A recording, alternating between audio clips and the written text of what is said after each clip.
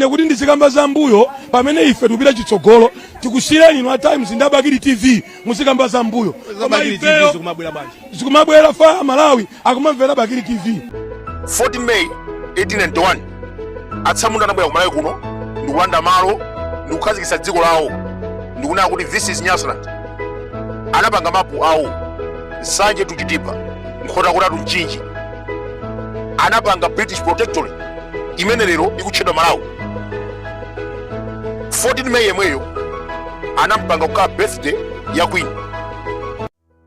1964 tinalandira ufulu wodzilamulira komabe Kamuzu ana prime minister.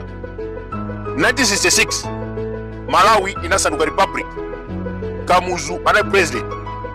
Potero Queen anasiya kulamulira dziko. Aphungu a nyumba ya malamulo motsogozedwa ndi speaker komanso secretary general wa chipani cha MCP Albert Moore anapanga lamulo kunena kuti tichotse tsiku limeneli kukhala Queen birthday lilisinthe likhale Kamuzu Day. Kuyambira 1967 ndikudzafika lero Amalawi takhala tikukumbukira 14 May Kamuzu Day.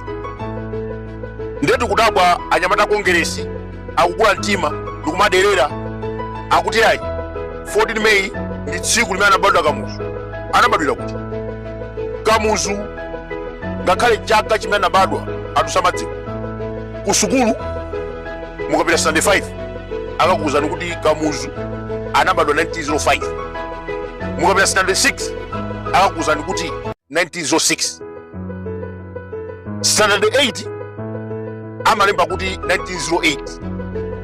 Ngakhale ku secondary amatiuza kuti Kamuzu anabadwa 1898 kapena 1900.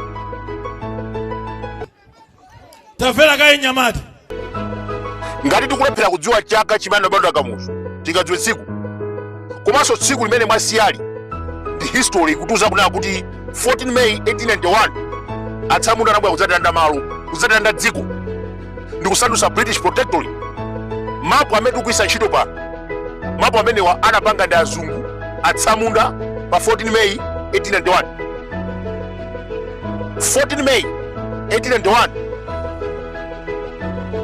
anatanda malo kuonjezerapo adakhazikitsa birthday ya Queen pa 14 May. Ndelero ino Amalawi Congress musatinyase ndikumatiuza kuti ayi Kamuzu anabadwa pa 14 May. As far we know kuti Kamuzu was the founder of this nation. Koma history musamatinamize ndiuzeni zoona.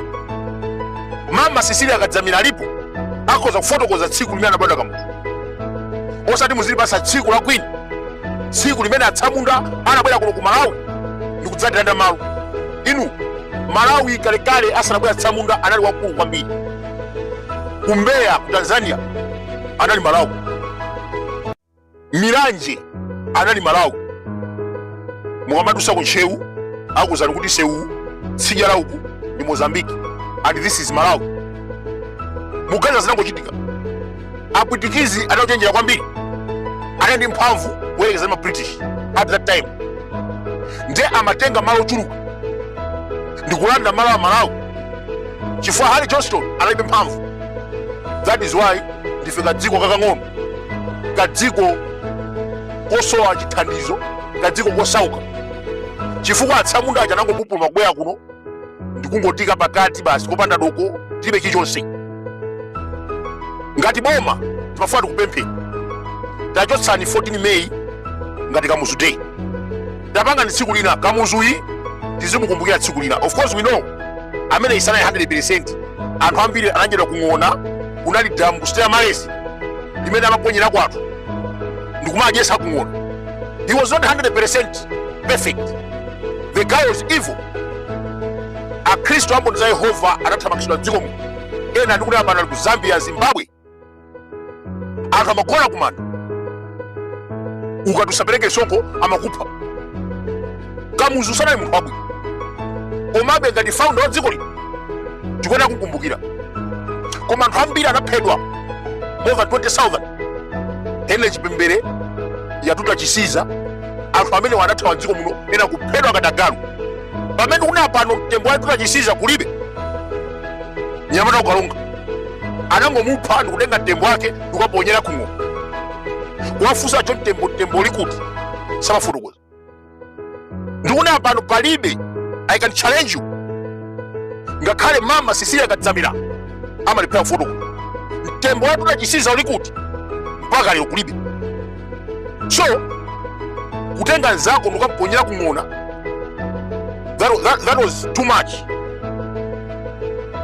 komabe kuti Amalawi ndife zisiru ndikumukumbukira kamuzu we are still remembering kamuzu kupatwa ng'ona zimene madamu ang'ona amene aponyera kwatu Amalawi tikukumbukira kamuzu pa 14 May so that is a mistake tipange tsiku lina lokumbukira kamuzu osati 14 May chifukwa 14 May ikutikumbusa nkhanza za Tsamunda 14 May is not a good day chifukwa 1891 Hale Joshua anabwera kuno ndikulanda malo ndikumakilamulira ifeyo from there anapanga kadziko kake akuti Nyasaland faka dziko kamene kaka akuti Nyasaland ya mapo amene anapanga na Tsamunda pa 14 May 1891 mama mbiri tinabeledwa ndi Tanzania, Mozambique and even Zambia chipata ija inali Malawi ambiri samadziwa zimene chipata was Malawi, Mbeya was Malawi, Miranje was Malawi koma munthu ameneyi Ali Johnston anangobwera kuno ku Malawi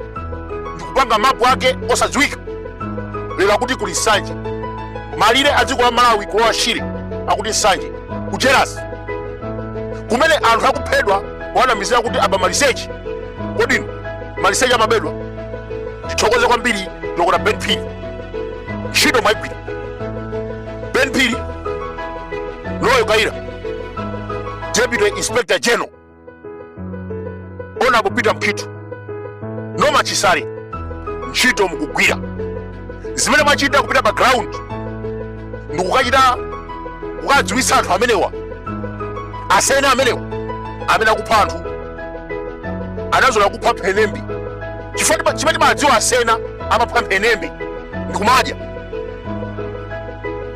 lero ayamba kupha anthu munthu akupempha madzi akumwa basi akumukuwa kuti wandibera chani iye andibera katundu wanga kupita kuchipatala akapeza kuti katundu chalipomo koma vuto anthu amene amadawa mwera ndeti thokoze kwambiri Dr. Ben Phiri takuona ni mwapita kumene kuja bwana Loyo Kaira apolisi nonse ndizofunikira kwambiri zimene mwachita aphunzitseni anthu amenewa asena amenewa kunena kuti idyani Mphenembe iphani Mphenembe koma osapha munthu that is too much lero a president ndinene mawu awa kwabwera TV ina yongo yankhula pa wireless vera na nyamata ino zikomo kwambiri anyamata molalo zikomo akuti Bakiri Mulusi TV